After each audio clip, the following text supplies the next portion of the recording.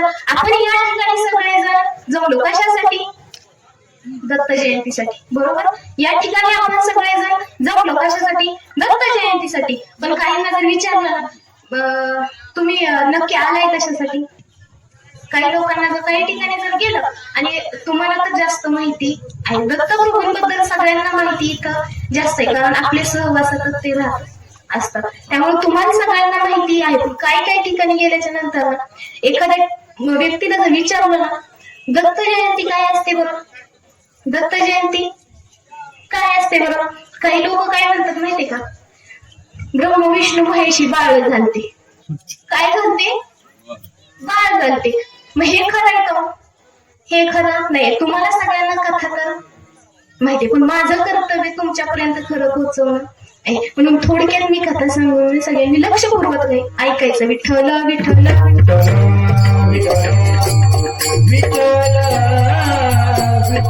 एक दिवशी असंच काय झालं, ब्रह्म विष्णू आणि महेश या तिघांच्या पत्नी एकत्र बसल्या होत्या. आता मला सांगायचं बघू कुणाला किती माहिती. ब्रह्माची पत्नी कोण? ब्रह्मदेवाची पत्नी कोण? सरस्वती माता. महेश म्हणजे कोण? शंकराचा अवतार. शंकर भगवानाची पत्नी कोण? पार्वती माता. कोण झालं? ब्रह्म विष्णू. आणि विष्णूची पत्नी कोण? लक्ष्मी माता, बरोबर का. ह्या तिघी जणी एकत्र बसलेले असताना त्यांची चर्चा चालू होती. काय चर्चा चालू होती? काय चर्चा चालू होती? की मी सगळ्यात श्रेष्ठ पतिव्रत आहे. काय?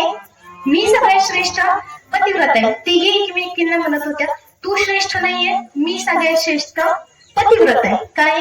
मी सगळ्यात श्रेष्ठ पतिव्रत आहे. असं तिघींचं बोलणं चालू असताना तिकडून नारद महर्षी आले. आणि नारद महर्षी आल्याच्या नंतर त्यांनी सहज त्यांचं बोलणं ऐकलं. बोलणं ऐकल्याच्या नंतर त्यांच्या जवळ गेले आणि त्यांना सांगितलं, तुम्ही भ्रमात काही राहू नका, तुम्ही भ्रमात राहू नका. तुमच्यापेक्षाही श्रेष्ठ एक पतिव्रता भूतलावरती आहे. अख्ख्या विश्वातली ती सगळ्यात मोठी पतिव्रता आहे. तुम्ही काय पतिव्रता नाही. असं म्हटल्याच्या नंतर आता मला सांगा, आपल्यामुळे दुसऱ्या बाईचं कौतुक झालेलं कोणाला आवडतं? महिला मंडळ आवडतं का? हा महिला मंडळ मधला गुण आहे. महिलांचा हा गुण आहे की आपल्या पुढे दुसऱ्याचं कौतुक झालेलं आपल्याला आवडत नाही.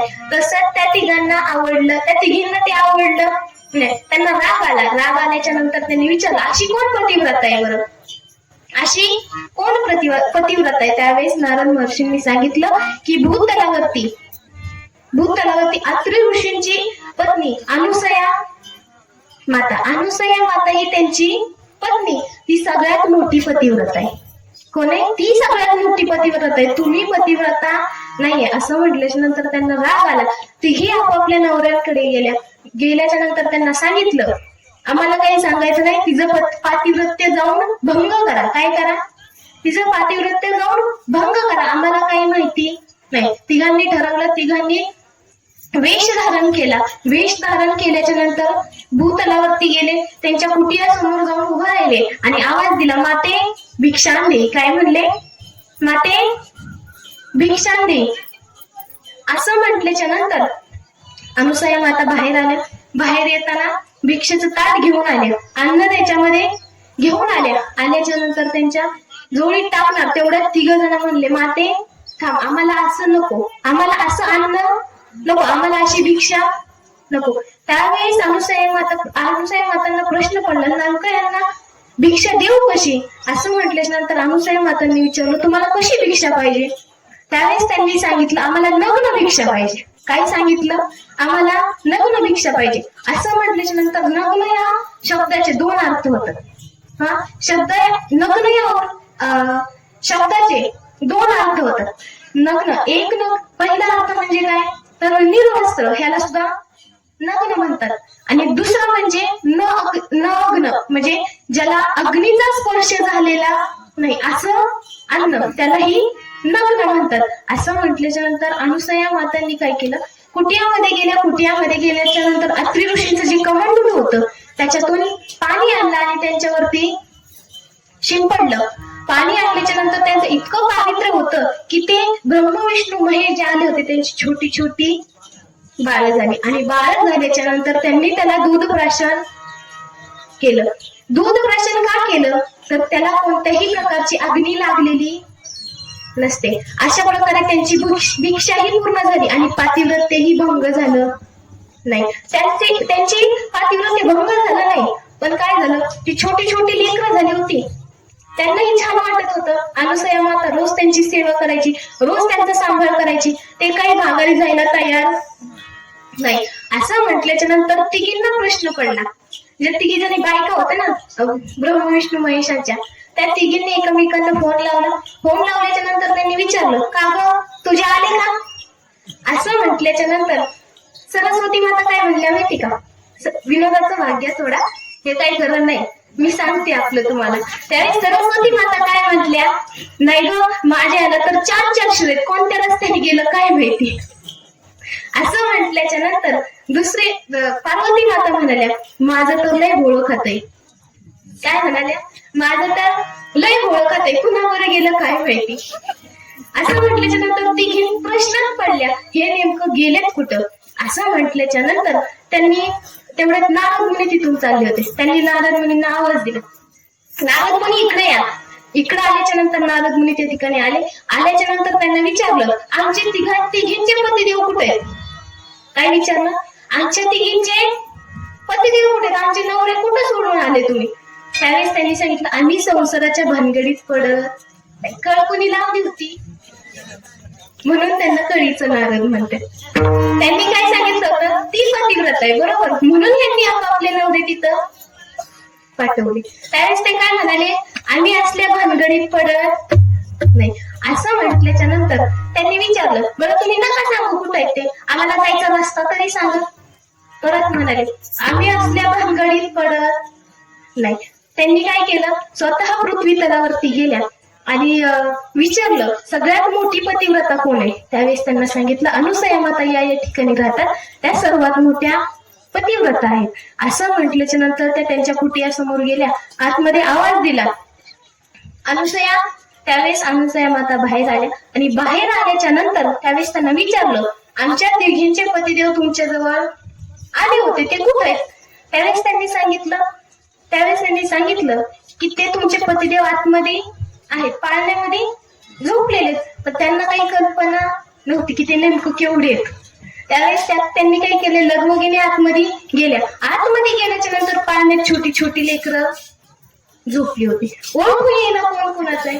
खूप प्रयत्न केला पण कोणीही कोणाचं ओळखू येत नव्हतं. एकीने घेतलं की जास्तच रडायचं, दुसरीने घेतलं जास्तच रडायचं. तिघी प्रश्नात पडले, हे काय आपली दिसत नाही.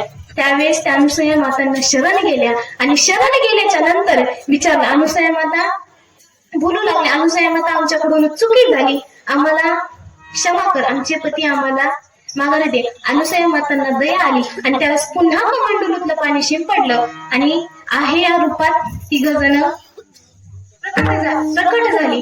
आणि प्रकट झाल्याच्या नंतर ज्यावेळेस त्यांचा जाण्याची वेळ आली, पुन्हा आपापल्या ठिकाणी जाण्याची वेळ आली, त्यावेळेस अनुसया मातांना रडू अनावर झालं. रडू अनावर झाल्याच्या नंतर तिघांनाही अनुसया मातेची दया आली. कारण एवढ्या दिवस त्यांनी एका लेकराप्रमाणे आपला सांभाळ केलाय. असं म्हटल्याच्या नंतर त्यांना अनुसया मातेची दया आली आणि दया आल्याच्या नंतर विचारलं, माते तुला काय वरदान मागायचंय ते माग. काय म्हणाले, माते तुला काय वरदान मागायचंय ते माग, आम्ही तुला देतो. त्यावेळेस अनुसया माता म्हणाल्या, मला काहीही नको, पण त्यांचं देण्याचं कर्तव्य होतं. त्यावेळेस त्यांनी सांगितलं की आम्ही तुला असा वर देतो की आमच्या तिघांचे अंश मिळून एक लेकरू तुझ्या पोटी जन्माला येईल. असं म्हटल्याच्या नंतर त्या तिघांचा अंश मिळून म्हणजे ब्रह्म विष्णू आणि महेशांचं मिळून दत्तगुरु जन्माला आले. अनुसयाच्या पोटी दत्तगुरु जन्माला आले.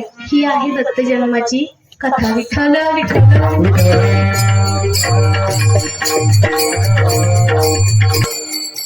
सगळ्यांना कथा समजली? सगळ्यांना कथा समजली बरोबर? आता समजलं दत्त प्रभू नेमकं कुणाचा मुलगा आहे, दत्त प्रभू नेमके जन्माला आले कसे. नाहीतर काही काहींना एवढं सुद्धा माहिती नसतं की दत्त प्रभूंचे आई वडील नेमके आहेत कोण आणि त्यांचा नक्की अंश कोणाचा आहे, हेही कित्येक तरी जणांना माहिती नसते. असो, आपण या ठिकाणी सगळे जमलो कुणासाठी? दत्तप्रभूसाठी. म्हणजे एकनाथ महाराज सुद्धा एवढंच सांगतात की दत्त दत्त जर नामस्मरण आपण केलं तर आपल्या जीवनाचं सार्थक झाल्याशिवाय राहत नाही. कसं सार्थक झाल्याशिवाय राहत नाही? कसं सार्थक झाल्याशिवाय राहत नाही? काय ना, आता मला सांगा, दत्त या शब्दाचा अर्थ काय बरं?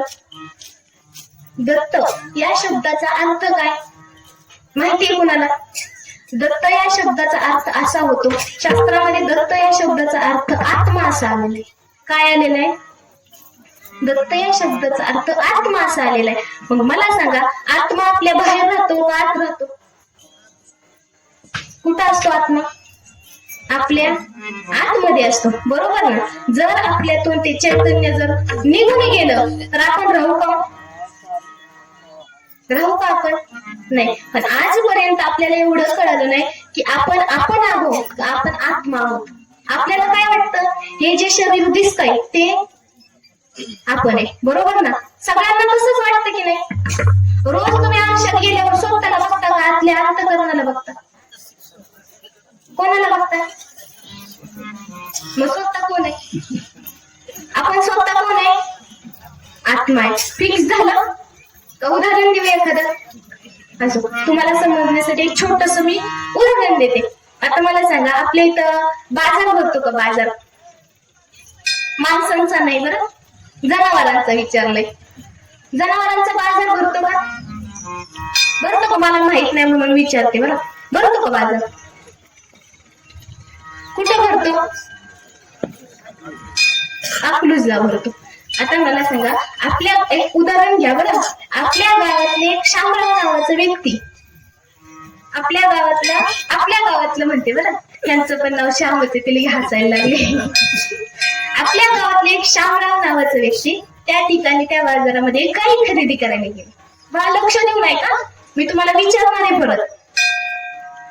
आपल्या गावातलं शामराव नावाचा व्यक्ती त्या ठिकाणी गाई खरेदी करण्यासाठी गेले आणि गाई खरेदी करण्यासाठी गेल्याच्या नंतर एका व्यापाऱ्याकडून त्यांनी गाय पसंत केली. गाय पसंतही पडली, व्यवहार झाला, पैसे वगैरे दिले. पण काय झालं? गाडीत चढवताना गायीचा पाय घसरला आणि ती जागेवरती संपली. तिचा जीव गेला, ती मेली. बरं, काही महिलांची तोंड अशी ना, ती खरंच मेली असेल. असं काही नाही, उदाहरण सांगते बरं, लय सिरियसली काही घेऊ नका. हा, तर तिचा जीव गेला आणि बायकाने हळवे असतात, तुम्हाला काय माहिती? त्या गाईचा जीव गेला. गाईचा जीव गेल्याच्या नंतर त्यावेळेस त्याने काय केलं? त्या व्यापाऱ्याला म्हणाला, तू तुझी गाय घेऊन जा, मला माझे पैसे माघारी दे. देईल का व्यापारी पैसे? व्यवहार झाल्याच्या नंतर एखाद्याचं काय झालं तर तू माघारी देईल का पैसे? नाही. दोघांची भांडणं लागल्याच्या नंतर आपल्यासारखी काही 4 हुशार होते, तिथं त्यांनी पंच बोलवले. काय बोलवले? पंच बोलवले. पण ते आपल्यासारखे नव्हते, ते ज्ञानवृद्ध होते, तपवृद्ध होते आणि वयोवृद्ध सुद्धा होते. असे असणारे ते पंच त्यांनी बोलवले आणि पंच बोलवल्याच्या नंतर बैठक बसली आणि विचारलं, शामरावांना विचारलं, तुमचा काय नक्की प्रॉब्लेम आहे? त्यावेळेस त्यांनी सांगितलं, आम्ही गाय घेतली होती, पण गाडीत चढवताना तिचा पाय घसरला आणि ती मेली. काय झालं? ती त्या ठिकाणी मेली. त्यावेळेस त्यांनी व्यापाऱ्याला विचारलं, तुझा काय त्रास आहे? त्यावेळेस त्यांनी सांगितलं, आमचा व्यवहार झाल्याच्या नंतर ती गाय मेली. त्यावेळेस पंच काय म्हणाले शामरावांना, तुम्ही गाई खरेदी करताना काय काय बघितलं होतं? काय विचारलं? तुम्ही गाई खरेदी करताना काय काय बघितलं होतं? त्यावेळेस सांगितलं, डोळे बघितले होते. पंच म्हणाले, हाय का मग? ते म्हणाले, हाय. त्यांनी सांगितलं, गाईचं तोंड बघितलं होतं. ते म्हणाले, हाय का बघ? हाय. त्यावेळेस त्यांनी सांगितलं, गाईचं पोट बघितलं होतं. हाय का बघ? आहे. सगळं जागच्या जागी आहे का? म्हणाले, हो, सगळं जागच्या जागी. मग त्यावेळेस त्या पंचांनी सांगितलं, मग तुला न्यायला काय हरकत आहे? तो काय म्हणायचं, ह्याला नेऊन करू काय? ह्याला नेऊन करू काय? का? त्याच्या मागचं कारण काय?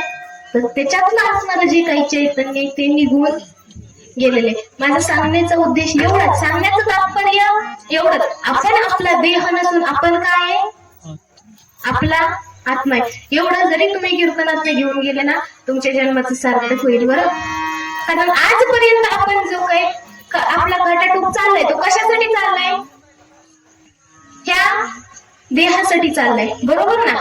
ह्या देहासाठी आपला खटाटोप चाललेला आहे. पण आपल्याला हा देह नेमका दिलाय कशासाठी आजपर्यंत कुणालाही समजलं नाही. आपल्याला हा देह दिलाय कशासाठी आपल्याला समजलं नाही. दत्तप्रभूंनी अवतार घेतला, दत्तप्रभूंनी अवतार घेतला, पण कशासाठी घेतला? दत्तप्रभूंच्या अवताराचे 3 बाजू तुम्हाला सांगता. एक म्हणजे त्यांचं एक मनुष्य रूप, बरोबर? त्यांनी मनुष्य रूपात अवतार धारण केला. दुसरं म्हणजे काय? दुसरं म्हणजे त्यांना गुरु म्हणून पण ओळखलं जातं. त्यांना गुरु म्हणून पण ओळखलं जातं आणि त्यांना दत्तप्रभू म्हणून पण ओळखलं जातं. म्हणजे त्यांना भगवंतही मानतात, त्यांना गुरु पण मानतात आणि त्यांना मनुष्य पण मानतात. हे त्यांच्या 3 बाजू. असं त्यांची 3 बाजू आपल्याला समजल्या का?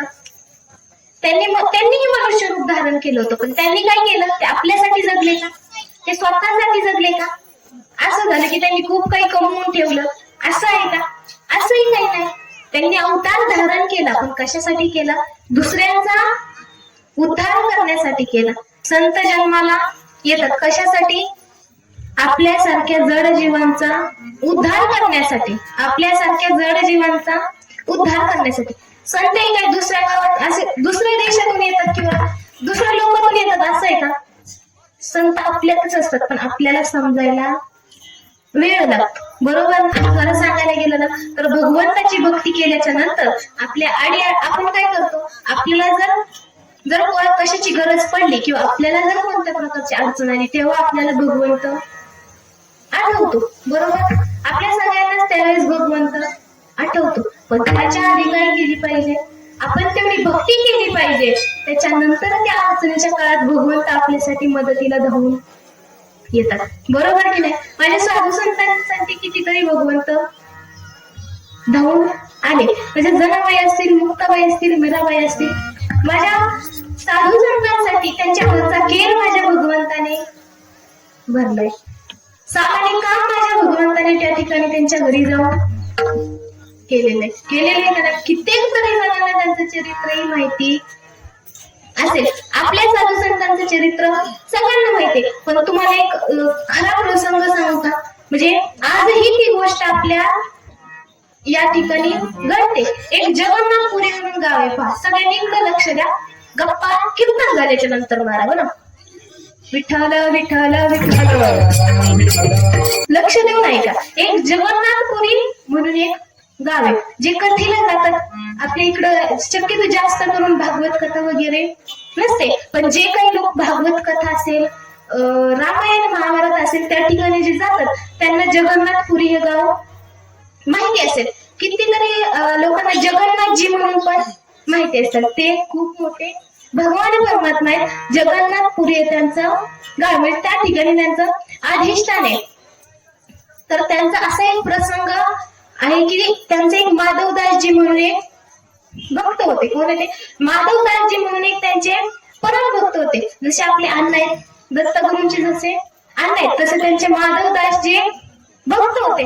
आणि ते असे भक्त होते की नाही का, त्यांनी काय केलं? एक दिवशी जगन्नाथजींना स्वतः पाहिलं. स्वतः त्यांच्या स्वप्नात जगन्नाथजी आले आणि त्यांनी त्या जगन्नाथजींची एवढी भक्ती केली की त्यांना एवढं वेळ लागलं की त्यांनी स्वतःचं गाव सोडून जगन्नाथपुरीला ते जाऊन राहिले.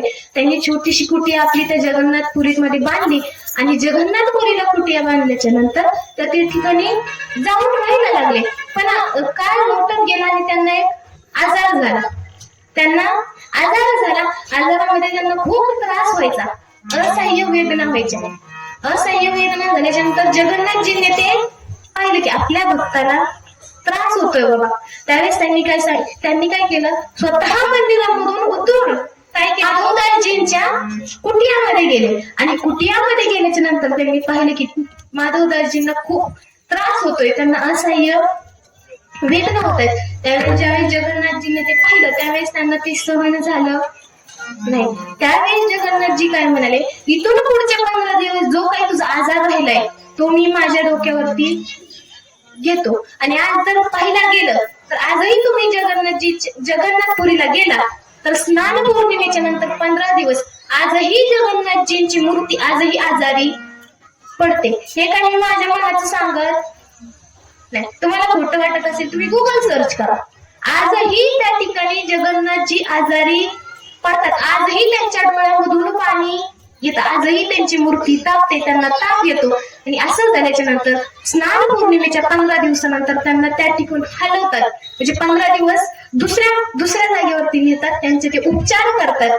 त्यांना जसं आपल्याला कसं लेप वगैरे लावून उपचार करतात तसं त्या ठिकाणी त्यांचे उपचार करतात. आणि 15 दिवसाच्या नंतर रथामधून त्यांची यात्रा निघते. आणि त्यावेळेस जगन्नाथजी सगळ्यांना स्वतः येऊन त्या ठिकाणी दर्शन देतात. म्हणजे केवढा महिमा आहे बरं. कशामुळे आले ते तर आपल्या भक्ताला असह्य वेदना होतात.